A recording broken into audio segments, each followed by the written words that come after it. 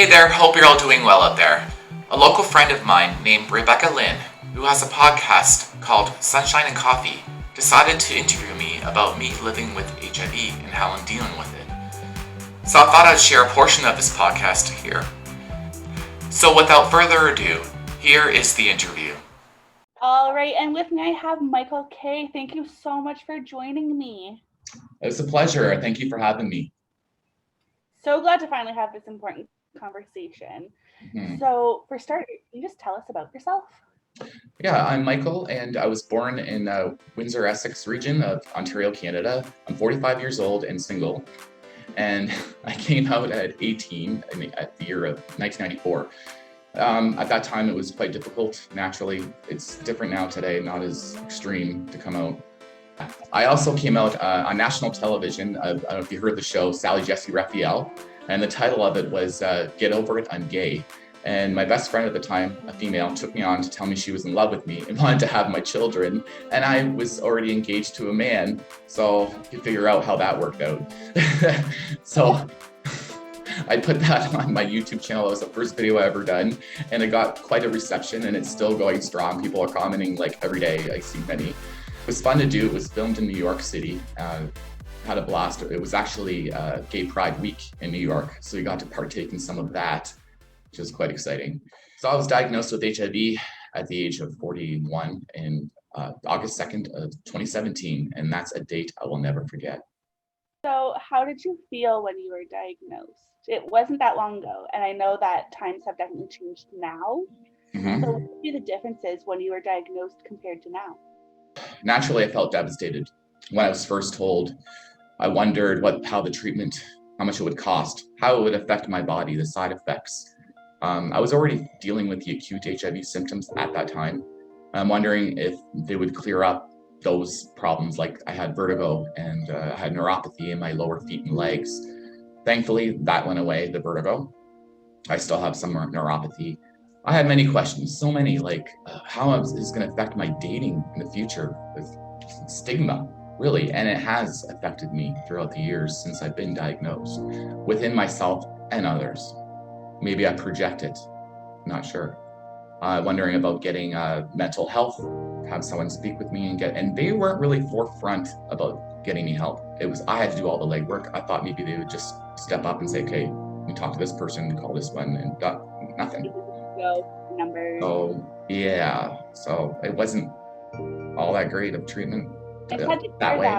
That was your experience of nobody actually stepping up, because even now, a few years later, and there's still, the resources aren't known for a lot of mental health. True. And that's sad, especially in Canada, when we can put out that information so easily. Absolutely. No They're kidding. They're so covered up. Right. Yeah, and it needs to change. And actually speaking about it is one of the great steps of getting change, right? Getting people talking 100%. about it. So. Yeah. So you mentioned your first YouTube video being Sarah Jesse Raphael, which is an iconic show. Yes, like the Donahue. Now you know, and I will absolutely be linking your episode in the description of this. Awesome. So I'm going to link everything down below. So what actually inspired you to start your YouTube channel? Well, I was talking to people and slowly coming out, telling them that I'm HIV, and I'm realizing more and more people are not educated about it anymore. It's not in the media. It's not spoken about. It's not a deadly killer like it used to be, so it's kind of just forgotten about. But it is important to keep in mind that there is no cure. You cannot, if you're on treatment and successfully undetectable, you cannot pass the virus to another person. That's like public health right there. It's just treatment, yourself and others. Also, when I was diagnosed, the nurse told me not to tell anyone except for close family members and friends. And to me, it's like living in an emotional prison. And I followed that guidelines for quite a while, and then finally I had enough. I'm an open person. I've always been an open book, right? And it was eating me up inside, right? So I had to start somewhere, and go doing a YouTube channel. That many people came forward with comments and saying, thank you so much. I actually went and got tested. I wouldn't have got tested. I didn't see your video. I felt like I was doing such an important thing for myself and others, really. Yeah, I was just gonna say, and just think, if you kept that quiet like they encouraged you to, Yeah. imagine how many lives, how many people lives would be taken because they wouldn't have had the courage because they lived vicariously through your bravery. Yeah. And I think it's so fascinating now too with social media that there are no boundaries. Like there are and there aren't. Like especially when it comes to YouTube, there's the whole you can only say so many things, yada yada yada. Yeah. If you're not looking to make money off of YouTube and words, then there's no boundaries to what you can say. Exactly. So And you the can top. actually without being ashamed of it. And I think that's so important. I think it's also fascinating too. We were talking about this. If you're a fan of All Stars and RuPaul's Drag Race, Kay Bonet has been talking about her journey being HIV positive and her status. Fantastic. It's great. And we're not alone. Kind of, one, you're not alone, but two, it's also coming more into mainstream media and that awareness is finally being brought out. Absolutely. Oh, who was it, that actor that just came out? He's Black, he's gay openly, and he came out recently. Forget his name. He's a big actor. You don't remember his name? No. Anyway, he just came out in the last couple of months, and I'm so thrilled because he's such a prominent actor, really. He's out there. And you can see your own representation within mainstream, especially because the LGBT community was so underground for so long. So now to see major airwaves picking up shows that are LGBT based, it's refreshing. Absolutely. Yeah. And I actually, in Prime Video, I have that, and I have an extra subscription for Out TV, which has a lot of programming, including that RuPaul Drag Race. So it's great. But even then, like there's some networks that you don't need an add-on subscription. Like it's an option, which is great. And that should be. True. Yeah. I get it. So what's some advice for someone who is nervous to have their status checked? It is important, but it's also so nerve-wracking. Yeah. Oh, absolutely. But I tell you, firstly, fear of the unknown, I think, is worse than the fear itself, honestly. I would say if you feel, get someone close to you, family member or friend, to go get tested as for support. I strongly recommend that, and knowing that knowledge equals power. And I stress in a lot of my videos, like you equals you, undetectable equals untransmittable.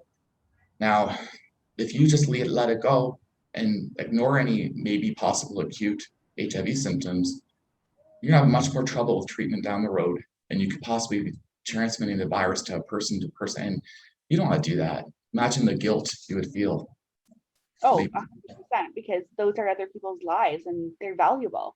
HIV does not make your life less valuable. No, and that's another thing that comes, I try and train my mind that way, because at first I felt less valuable when I was diagnosed. It takes a lot of work, really. And I know it's not similar, but with the mental health aspect, I talk about a lot that I have generalized anxiety disorder and major depressive disorder. And I kind of had those same feelings too, because a part of me isn't working properly. So does that diminish your worth? And it doesn't. At the end of the day, it doesn't. Yeah. You can say that, but sometimes you feel it, and then you gotta know. And like simply me not having kids, some people look at you not less valuable. Yeah. Right? There's that stigma right there. Well. Yeah, especially women who have PCOS, men who are LGBT. There's a lot, and it's just it's kind of sad. But I think if we all come together and use our voices, that we are valuable, whether or not our life looks like the picture you want it to look like, it's looking like the picture I want it to look like, and that's what matters. So thank you for sharing your insight on getting diagnosed and how it is to live with HIV and being a positive man. What is some advice that you would give your younger self? Well, first of all, I would say trust your instinct of danger and don't trust everybody. I'm telling you, I had a problem and I didn't realize it. I yearned closeness with another man, and part of getting that closeness was not using protection. And it might sound crazy and wild, but and I just felt there was a barrier with that condom, and I've shared that before, and I'm sure I'm not the only one out there like that, right?